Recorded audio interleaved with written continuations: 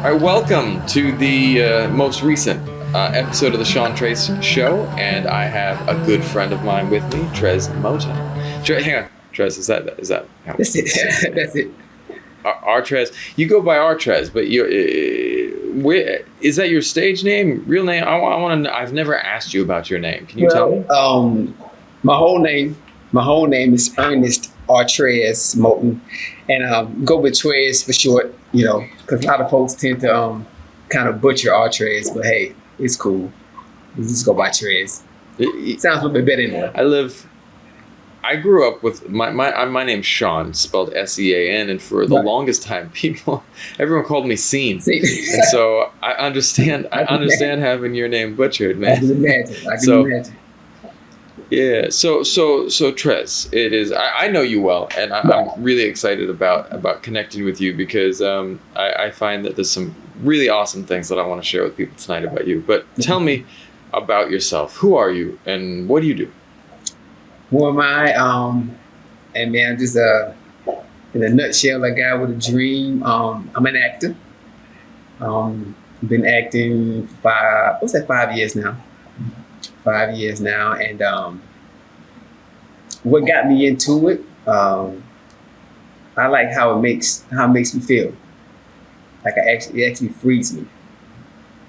Tell me more about that. It frees me. How does it free you? It honestly frees me to be whomever I choose to be, and it's like you can't go wrong in it. You know, there's no right or no wrong. It's just you. You know, and a lot of vulnerability. So I love that a lot. It's interesting you bring up that it frees you because I find that, you know what, I live overseas. I live in Vietnam. And what I noticed that when I moved here, for the longest time, it was really interesting because being outside of your own culture, you lose some of the cultural framework that really ties you into your reality. And you know, that's one of the things that I've always liked about acting as well, is that for a little while I can be someone else. Yeah. And there's a freedom with that. Can you tell me an experience that you had that you really felt this change or this freedom most specifically? Yeah, I can. Actually, I was actually in the class here in Charlotte Acting Studios, and it was a moment where we were all sitting in the classroom, and I was in the center of the classroom with a dim lit light, and he had me close my eyes to and envision like one of the most terrifying things that could have ever have happened to me. And I closed my eyes and thought about it, man, and tears started pouring. And man, I couldn't hold them as much as I wanted to. I just couldn't. As much as I wanted to, I couldn't. And he just had me to start my lines, man. And ever since then, man, it's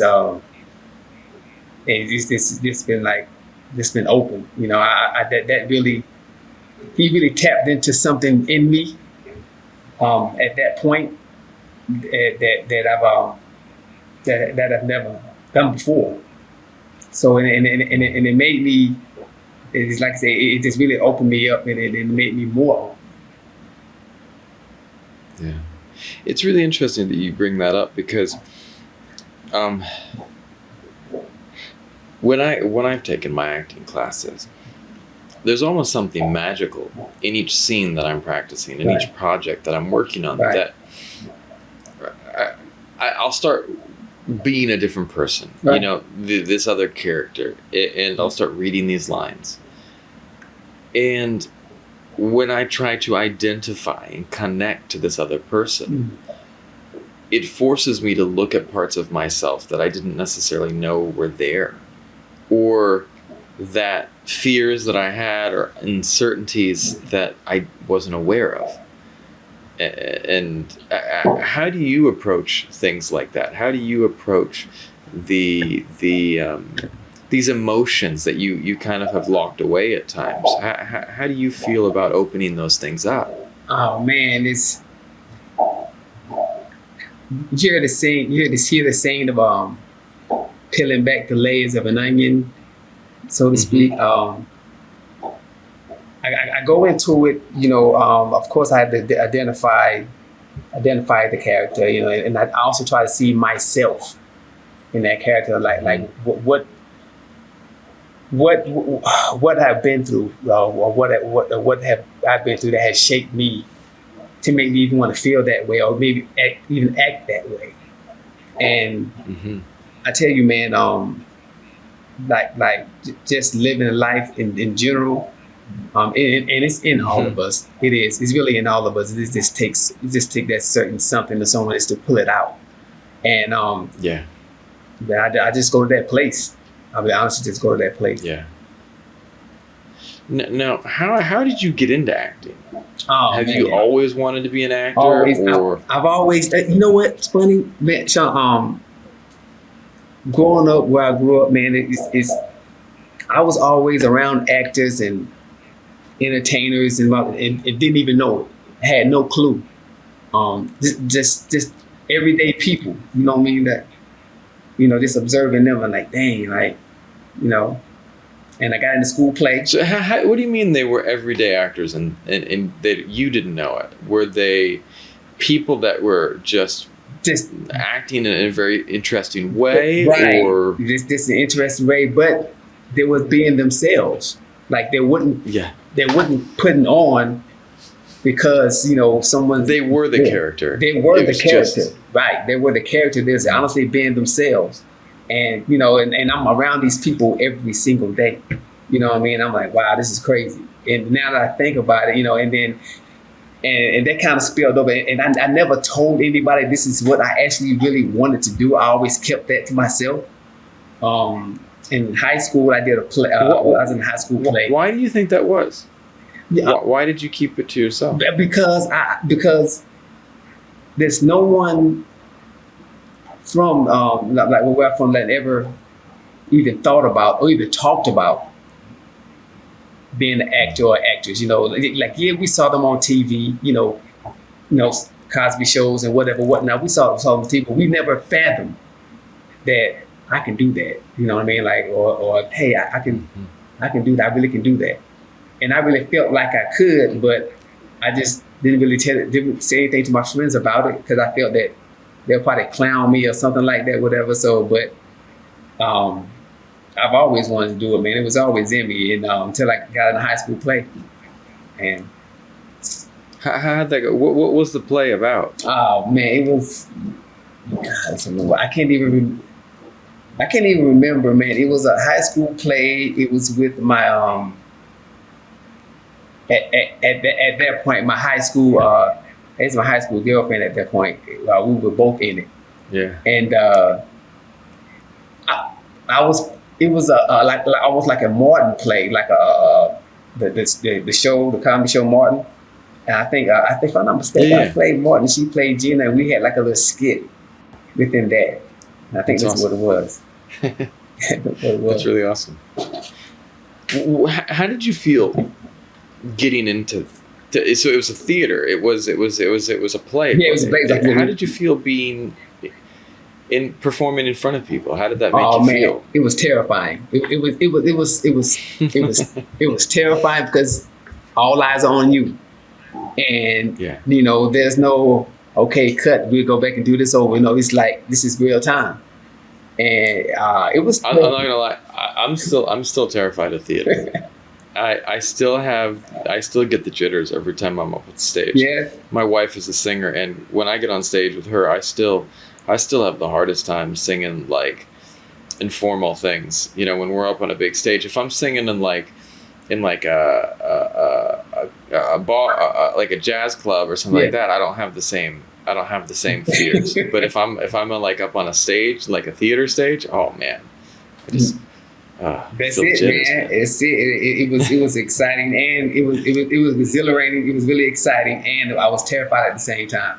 But I had fun Yeah. though. You know, it was crazy. You know, Yeah. you do stuff that scares you, but like, man, I don't think I want to do that again. But I wanted to do it again, and I like how I felt. There was that I don't know who said it, but there's that quote. I'll look it up. Feel the fear and do it anyway. Right. You know, and it's like you might have it, but you still go with it. Right. So you're in high school. This is high school. What happened after high school? Did you continue acting? Did you take classes? I didn't. After high school, I didn't continue acting. I just put it to the back burner. You know, went to college. Didn't really do anything. What did you study in college? I was healthcare administration with a concentration in health management. Graduated. So you went with the safe job. You went with the safe. Yeah, hey, that's it. I went, hey, you know, hey, safe as possible. Hey, healthcare. Hey, everybody needs health, right? Mm-hmm. So I was like, okay, cool, I can do this. But it just still didn't feel. It didn't fill the void or something that I love. I always wanted to do. You know. Yeah. I said, you know, I just decided. It was funny. I took my clothes to a cleaners. I was taking my clothes to the cleaners, actually picking them up from the cleaners, and the lady said, "Hey, I've never seen her before in my life. Hey, I know you." And I'm like, she's like, "You played in this TV show." I'm like, "Nah, I think you got the wrong guy. I think you got the wrong guy." So she said, "No, you've been like an actor." I said, "Oh, really?" She said, "Yeah." So I said, "Okay." So then I left that day, and I was thinking about it, like, man, you know what? I'm just gonna enroll in some classes up here. You know, so I'm just gonna try it. And I've been doing it ever since. Did you ever hear that story that Denzel Washington told? Okay. Denzel tells this one story about how he was at this, I think his mom owned a barber shop or a clothing shop or something. And he was in there, and this lady turned to him, and she was like, "Today, I'm going to prophesy." And he's like, "What?" And she's like, "You will change the world. You will be seen by many people, and you will make this, you know, powerful statement." And Denzel's like, "I didn't even know what it was all about." But then she said this story about how he was going to be this, you know, world influencer. And then, you know, and he was like, at that time, I was just like, I had nothing going for me, and I was, you know, broke, and I didn't have anything lined up. But then the world opened up. Maybe that was your divine moment right there. That was it, man. You know what? I'm taking it as such. I'm definitely taking it as such, you know. But it doesn't always, even when we have moments like that, it doesn't always come easy. Nah. Sometimes we have to work for it. You know, I was seeing your shirt. It's an interesting shirt you're wearing today.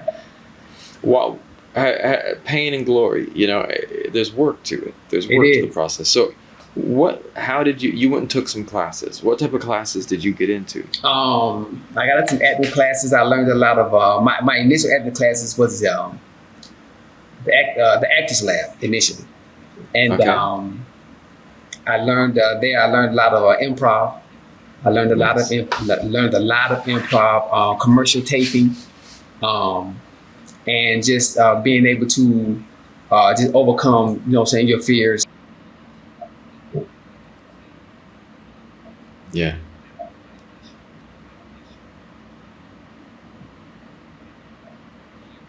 That's it. That's it. Nice. And I saw that, and I mean, one of the things that I really respect about you is that you hustle. My whole name is Ernest Trezs Moton. And you're working hard, man. And it's like go with Trezz for short, for it to come to you. Because a lot of folks tend to some people that are entitled kind of butcher they think, Trezz, you know, I just deserve this. It's going to fall into my lap. I'm going to be walking down the street and get discovered. But you work, and I mean, you do a ton of short films, right? A ton of features as well. Well, tell me about that. How did you get all that going? I can imagine. Yeah.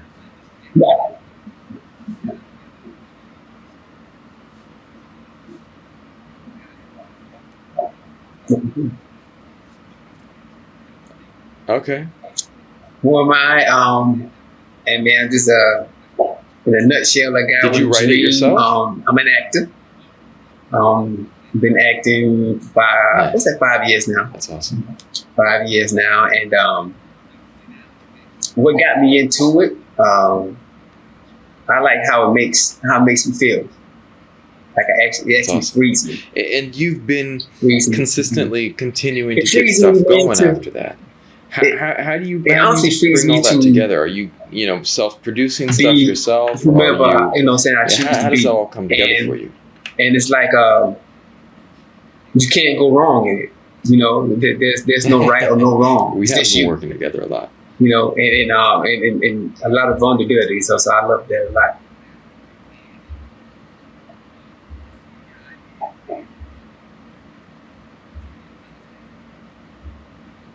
Yeah.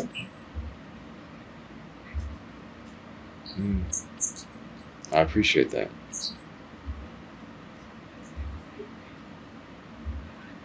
I feel like this, for me, myself, I don't think anyone's going to hand it to me. It would have already happened. And it would have already happened. I waited long enough for it to be handed to me. And I kind of come from the perspective that if you don't... Yeah. I love the story of Good Will Hunting, Ben Affleck and Matt Damon, because they pulled that together, and they wrote that themselves, and they got it going. Yeah, and that's kind of where I'm actually. coming I was from. No, actually in the class here in for you, Charlotte Actor Studio. What do you really want to accomplish? It was a moment where not accomplish. Obviously, you want to have an acting we were all sitting in career, the but classroom, and I was in the center of the classroom. What do you want to find in acting? With a What do you dim want to light. find in your acting career? And he had me close my eyes to and envision like one of the most terrifying things that could have ever have happened to me. And I closed my eyes and thought about it, man, and I like that. tears started pouring. And man, I couldn't hold them as much as I wanted to. I just couldn't. I couldn't. As much as I wanted to, I couldn't. And he just had me to start my lines, man. Mm-hmm. And ever since then, man, it's been like, this been open. That really, he really tapped into something in me at that point that I've never done before. So and it made me. It's like I say, it just really opened me up, and it made me more. Right.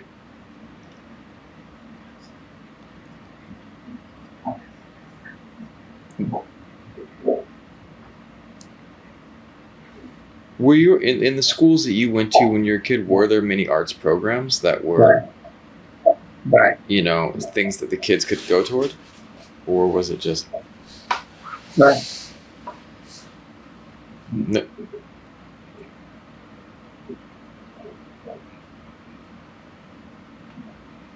Sports, but no arts. It's tough, man. There was this program that I saw that people were bringing filmmaking to kids that were in schools and programs where there was just no outlet for them to make stuff. And what they were finding is that these kids were ridiculously talented storytellers, but without the opportunity. You hear the saying of there's nowhere to create peeling back the layers of an onion, so to speak. I go into it, of course I had to identify the character, and I also try to see myself in that character, Yeah. like what Now, what I've been through, or what have I been through that has shaped me. Do you think what to is make your me wanna unique feel that way, perspective or that maybe you are bringing to the act that world way? as an actor? What is And your unique perspective? I tell you, man, think makes you special? Just living a life in general, and it's in all of us. It is. It's really in all of us. It just takes that certain something to someone is to pull it out, and I just go to that place. I'll be honest, just go to that place. Oh man, I've always, you know what's funny, man, Sean, growing up where I grew up, man, it's I was always around actors and entertainers and didn't even know, had no clue. Just everyday people, you know what I mean? That, just observing them and like, dang, like, Yeah. And I got into school play.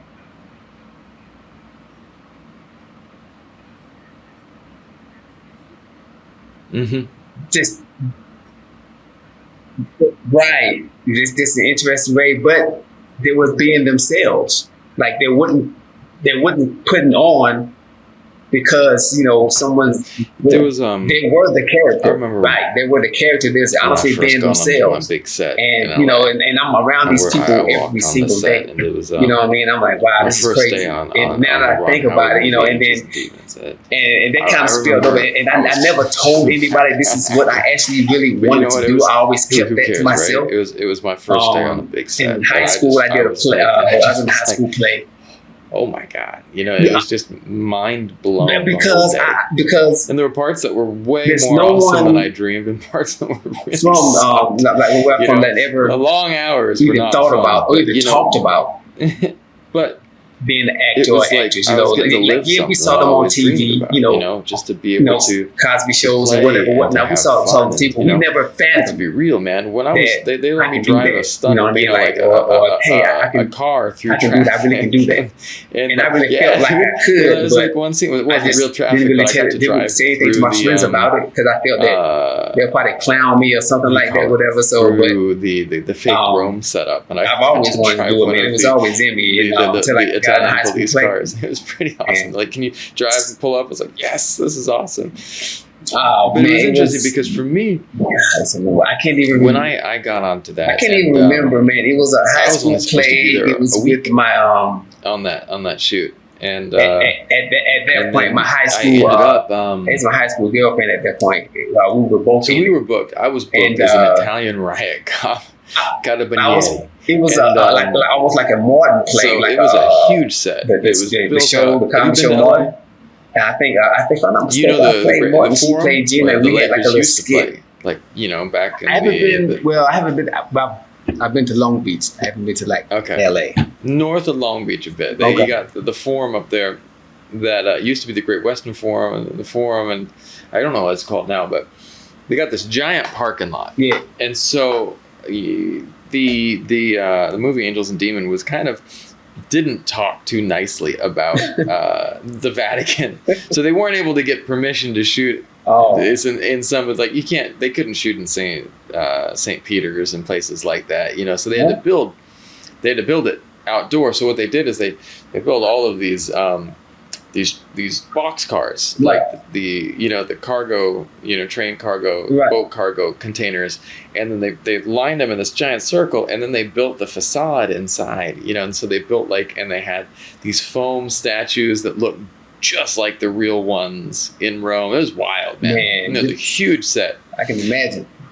It was crazy, but we get there and they're shooting all these outdoor scenes, and we were booked and we had 25 guys. They just had us in holding. They didn't use us for 2 weeks, so we were doing 12-hour days and sleeping all, just sitting there all night, just waiting to get called up. And we didn't get called up for 2 weeks.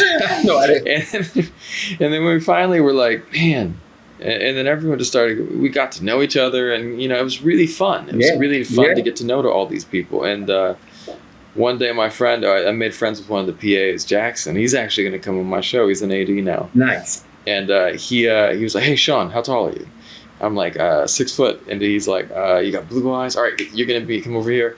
And he grabbed me to be a stand-in. What? And and so I got to stay with the production through the whole thing. I got to stay on the production about 5 months, man. I learned so much. And that's where all of the behind the camera stuff that I do now, I learned a ton of it from watching that. It was like I got paid for an internship. It was pretty awesome, man. Man, see how that works? But it was the thing about just, I worked hard, I hustled, but I was also in the right place at the right time. Yep. And I mean, sometimes that's all it takes. There's just that magic opportunity. But how about What are some of the things that you worked on recently? What are some of the films that you worked on recently? Hey, we just had and you're based out of Charlotte. Is there a large film industry in Charlotte, or is it just a group of you guys that are all working together? Honestly, just a group of us guys working together, man. It's just a group of us guys working together. It's not a really huge film like business thing here, but there's a lot of talent here, though.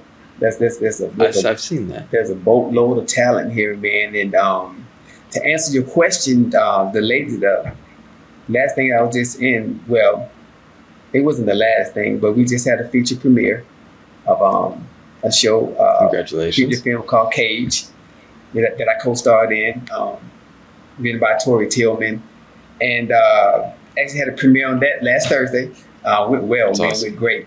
That was great. That was super nice, man. The turnout and just the feedback that we got from our performances, man, was that was just gratifying alone. You know, it was just good to see everything start from its emphasis stages to the end. You know, and how everything came together. It was nice. It was really nice, man. I also worked something with you. Yeah, we got a short that we're working on right now. Right. Yep. We finished one though. We just did No Time. No Time. Yeah, and then we have another. We're still fixing that one though. We've got a little tiny bit of tweaking to do on that, but and then we've got a short that we're working on, Double with Cheese. Right? Oh yeah, we have that one too. Tarantino-esque short film. Yeah, I'm actually I want to stretch that out. I'm tempted to do some more work on that because I like that one and I think we could maybe do something more fun with that. Yeah, so, I'm ready for it, man. I'm definitely ready for it. But so let's talk about what do you think are some of the next steps that you need to take in your career? To actually put myself out there more, to get more, to do as much more short films and just feature films as possible, and to get them into film festivals, man. To actually just put myself and brand myself a lot more, to the masses, so they can understand who I am and what I bring to the table. I like that. Now, it's interesting because it used to be that, performers were really at the whim of the casting directors, of the agents and all this. And we've entered this new realm of creatives that we can kind of be doing stuff ourselves. Right. What types of things are you doing to develop your career on your own? Just collabing with my fellow classmates. We'll sit down and as of late I started writing, nice. Trying to write some shorts, give myself more roles in these shorts that I'm starting to write now. And just even if I'm not actually in a film, that I'm always in front of a camera. Yeah. And I'm always going overseas. Always. Yeah. Always. I like that. Do you ever get discouraged? Oh, for sure. For sure. All the time. What are some of the thoughts that go through your head? Like, oh man, this is never gonna happen. Like, why is it taking so long? Or I know I can actually do a better job. Looking at a TV show or looking at a film, like, man, I know I can do better, or I know I can do that. And just the whole patience of it. You know what I mean? Just trying to stay patient, man. And it's hard. It's hard when you know that you do have the talent. And you know that you are working hard, that you're not just laying around, sitting around, that you are really putting in the work. But it's also timing, it's also timing, and I just have to keep reminding myself that, in due time, my time will come, you know. I'm not gonna lie. I have a hard time sometimes when I look up at some of the casting notices and things like that, and I see other people that don't look like they're more special or better than me getting it, and I'm just like, I find that, you know, I was dealing, and I'm trying to be honest on this this podcast sometimes.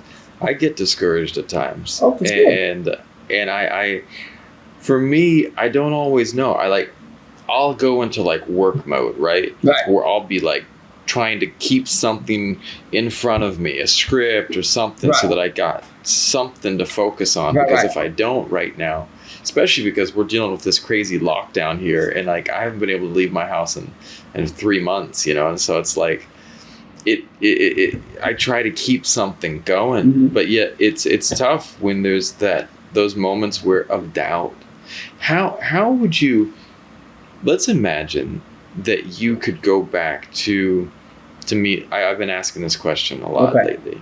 You can go back and meet little Trezz, or you know, or what advice would you have for younger you who's just getting into this industry? I would say my advice would tell him to be prepared for 1,000 no's, 1,000,000 no's, but it only takes that one yes. So, you know, just keep working. Just keep working. I hate this song, but it's one of the best songs ever. That Chumbawamba song. I get knocked down, but I get up again. Yeah. I hate that song, but like every time I hear it, I'm like, yeah. But hey, it's fitting, right? It's fitting. It's fitting. It's fitting. It's fitting, man. I'm a black belt in judo. Oh, okay. And the Japanese style jiu-jitsu, which is pretty much like judo. And I got my black belt through falling down 1,000 times, maybe 100,000 times, getting my ass thrown onto the ground repeatedly, painfully. But it wasn't the falling down that got me ahead. It was that every time I fell down, I got back up. That's it. And did the move again. That's it. And I think that's kind of what these podcasts are about. I thought that I was going to be getting people in and talking about like their actual careers, but it seems like what's coming out is like talking to people about their life strategies. Do you have any mottos that you live by? Any philosophies that have been helping you as you're trying to make it? I do, man. I remember. I forget his name. This older guy, older white guy. I forget his name, but I remember he always tell me, man, if you're not living on the edge, you're just taking up space. If you're not living on the edge, just taking up space. And he always said, man, just be prepared to take calculated risk. Always. So I like that. My wife taught me something fun. What's that? And I love this one. Don't play by the rules. Hey. Don't play by the rules. I like that. If you play by the rules, people will use the rules to stop you. That's absolutely correct. That's absolutely correct. Oh man, that's a good one. No, that's a good one. Rules were not made to help you. No, absolutely not. Absolutely. The rules were made to get people to stay in their spot, to know their place. Absolutely. Absolutely. And that's where I want to. I'm at this I feel like I'm at this make it or break it point for a lot of things, where I've been putting so much energy into things for a while, and I mean I have a ton of work under my belt as a director, you know, but it's music videos, it's video blogs, it's advertisements, you know, I mean, I've done at least 300-400 of them, you know what I mean? And it's like a lot of stuff that I've shot. Right. But I'm right at this tipping point of getting into the ability to have like more features as an actor, as a director, and I feel like I've kind of just got to push myself over that edge. And like, you know, I'm trying to like, but also the trick is like, I don't mind pushing myself over the edge. I don't mind jumping. Right. My friend Jason that I interviewed once told me that I had this dream he had about me, and I love it. And it describes my personality perfectly. He was standing at the edge of this big ravine, and his dream, and he was standing at the edge looking down into the ravine, and like,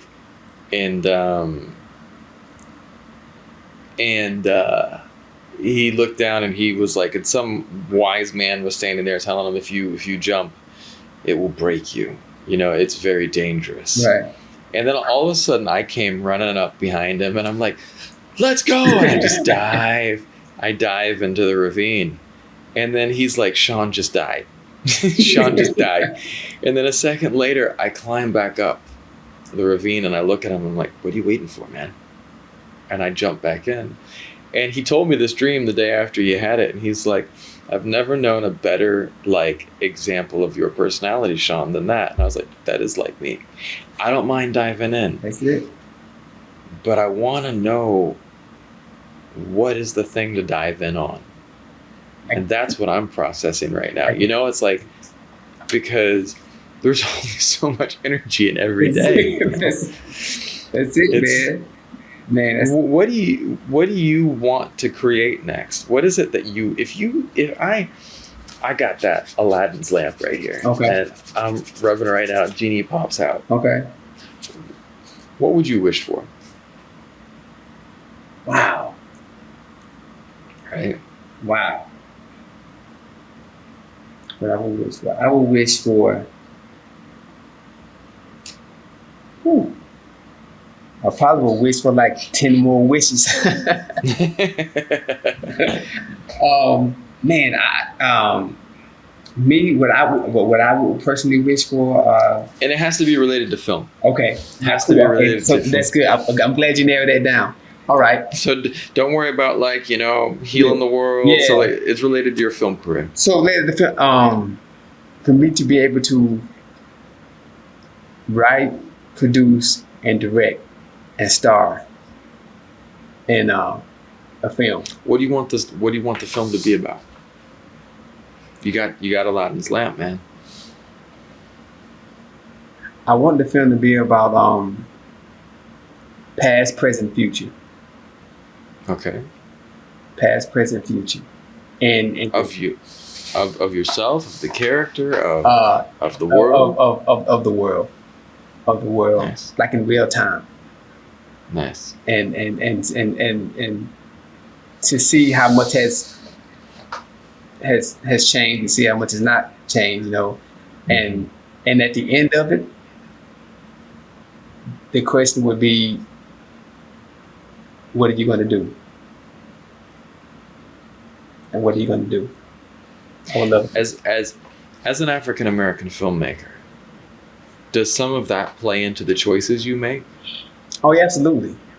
Absolutely. How so? Absolutely. Because you don't want to, you know, you don't want to say yes to everything, you know, or even though, you know, I don't, you know, of course, I don't get a whole lot of work, you know what I mean? But I want it to be meaningful, you know, and you don't want to be typecast, you know. Chadwick Boseman, there was a great story about him that he was cast in this one role and he stepped out of it. He left the production. Oh, really? Because, yeah, and the crazy part is what was the name of the guy who plays the opposite him in Black Panther? Michael B. Jordan? Michael B. Jordan came in and took the role over from him. But Chadwick Boseman stepped out of the role because he thought the character was too stereotypical. He thought that there was too much of a stereotype. And Michael B. Jordan stepped into it. But I mean, I respect that beyond measure. Do you think that you bring a new voice to film? To film.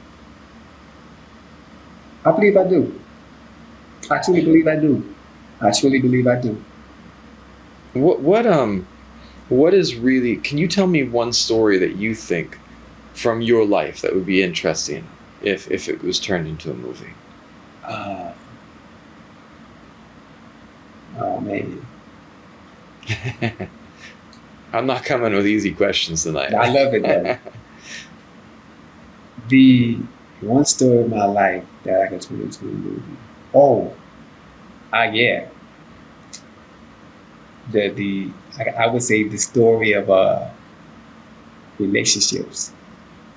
Nice. Yeah, for sure. Story of Interesting. relationships. Oh man. That's pretty cool. Do you have any favorite movies that you or actors that you try to copy or that inspire you? I have I definitely, especially some actors that really inspire me. Daniel Day-Lewis, definitely. We've talked about this. I'm a huge fan too. Definitely Huge Daniel fan. Day-Lewis, man. I'm a huge Daniel Day-Lewis fan. Philip Seymour Hoffman, Also amazing. Sidney Poitier. Sidney Poitier is absolutely amazing. What was it that there was one Sidney Poitier movie that I just I'm looking up on my phone right now. So Yeah. give me a second. Who else? I looked that up. I love Sean Connery. Right? He was another. Hey man, you gotta love the 007, man. Yeah. He's the best. He's the best Bond. He was 007. Yo. He was 007. I'm taking a look. Wow. Sidney Poitier was in so many things. I can't even find out He what was it in is a lot. right now. He was in black. Yeah. And they were iconic movies, right? Oh yeah. There were so many iconic movies. He's a Night. Mm-hmm. It was, man.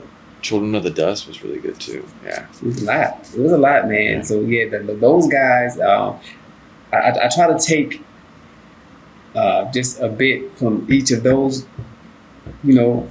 guys, man, and make it me. Yeah. But yeah, I study those guys a lot. I study those guys and they film me a lot. So this plays into a question. Some of those guys were real hardcore method actors. Are you inspired by method acting? Oh, I am, man, and because I feel like to do the work to actually get a character, you get a character, and you really want to know everything about this character. I mean, I'm talking about everything: the good, the bad, the ugly, the quirks, whatever the case. And then you have to actually like be that. Like how do you be that? How do you be that? And I think with method, man, is Method, Meisner, all of these is you actually have to breathe and just actually start to live that character. Like, so it's embedded in you, like every day. Like you don't take a day off from it. I feel like that. Like to me, I think that's it's not the only way, but I think it's one of the best ways for me, as far as an actor to those methods to use. That's awesome. Now, is there anything that you'd like to finish up and tell us tonight? Any last thoughts that you want to share with people that might be watching this? Friends, family? Sure, man. I just want to say, hey, never give up on your dreams. Don't listen to what they say. You're not as good as they say you are. You're not as bad as they say you are. Yeah, right. Keep it even kill, man, and you'll be all right. I love it, man. Well, I really appreciate your time tonight, and I hope that you had a fun time chatting with me as well. Absolutely, man. Absolutely. All right, man. All right. I'll talk to you soon, man. For sure.